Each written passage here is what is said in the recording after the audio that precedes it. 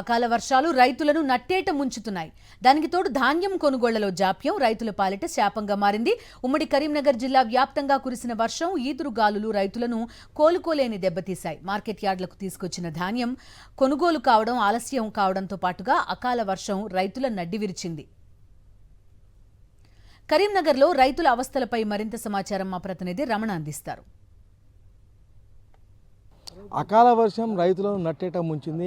నిన్న సాయంత్రం ఉమ్మడి కరీంనగర్ జిల్లా వ్యాప్తంగా ఉరుములు మెరుపులతో కూడిన వర్షంతో పాటుగా ఈదురుగాలులు వడగళ్ల వానలు కురవడంతో మొత్తంగా మనం ప్రస్తుతం కరీంనగర్ మార్కెట్లో ఆ దృశ్యాన్ని చూడవచ్చు. మొత్తం అంత వడ్లు ధాన్యం అంతా కూడా పూర్తిగా తడిసిపోయి వాటిని ఆరబెట్టుకోవాల్సిన పరిస్థితి. ఇప్పటికే వారం రోజుల నుంచి ఇక్కడ కరీంనగర్ మార్కెట్ యార్డ్లో వీళ్ళు వేచి చూస్తున్నారు.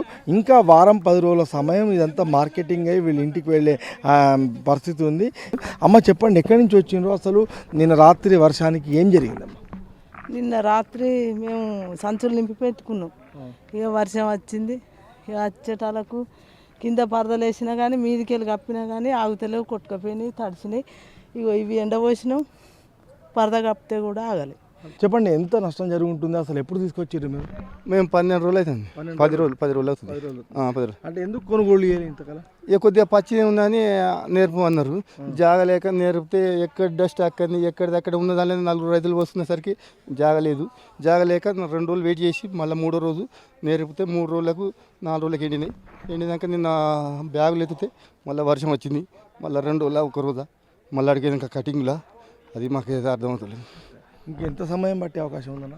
ఇక చెప్పలేము. ఇక అది 2 రోజుల 4 రోజుల చెప్పలేము. మార్కెట్ అనేది క్లీనింగ్ చేసి వచ్చిన రైతుకు వడ్లు మాడికాయలు ఉన్నా ఏదన్నా క్లీనింగ్ ఉండాలి. రైతుకు సిస్టమేటిక్గా చెప్పాలి. ఆఫీస్ వచ్చి ఇక్కడ కూర్చుని ఉండాలి. ఎట్లా చేయాలి పద్ధతి అనేది వాళ్ళు వచ్చి చూసుకుంటూ ఉండాలి.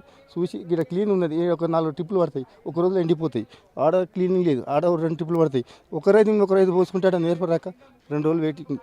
సొసైటీలు ఎప్పుడైతే కొనుగోళ్లు చేయడం ప్రారంభించిందో ఈ ప్రక్రియలో జాప్యం నెలకొంటుంది. గతంలో FCI కొనుగోళ్లు చేపట్టినప్పుడు ఇదంతా కూడా వేగవంతంగా జరిగేది. కానీ ఇప్పుడు జాప్యం జరగడంతో పాటుగా దాదాపుగా 12 రోజుల నుంచి ఇప్పటికే ధాన్యాన్ని మేము ఇక్కడ ఆరబోసుకున్నాము.